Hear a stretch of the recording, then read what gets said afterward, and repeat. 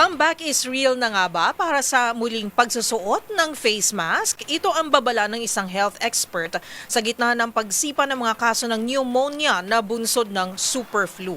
Ang mga sintomas at mga pag-iingat na dapat gawin laban dito, tinutukan sa report ni Jackie Resho. Nanawagan si public health expert Dr. Tony Liachon na muling magsuot ng face mask sa mga pampublikong lugar at magpabakuna bilang pananggala sa pagkakaroon ng sakit lalo na ng flu.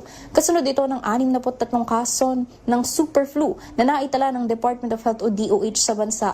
Pero paglilinaw ng ahensya, ang lahat ng mga kasong ito ay gumaling na. Sa panayam naman sa programang Damdaming Bayan, pinanawanag ni Dr. Liachon na ang super flu ay mutation ng karaniwan o ordinaryong flu at tumatagal ng 1 hanggang 2 linggo.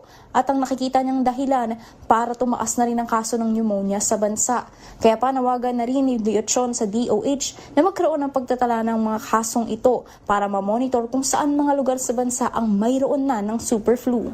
Tumaas po yung pneumonia dahil po dito sa super flu. Tama po ba yung pagkakaintindi namin? Tama po.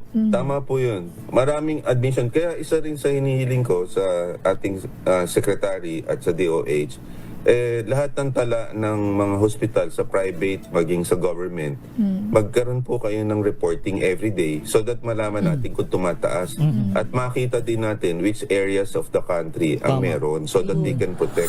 Bagamat posibleng hindi pa covered o epektibo ang mga bakuna ngayon sa kumakalat na mutation o variant ng influenza na super flu, para kay Dr. Liachon, mas mainam pa rin na magpabakuna para hindi na rin tamaan ng karaniwang flu. Payo rin ni Liachon na magsuot muna ng face mask habang wala pa ang bakuna kontra super flu at laging ugaliing maghugas ng kamay para maprotektahan hindi lamang ang sarili kundi pati ang publiko mula sa sakit.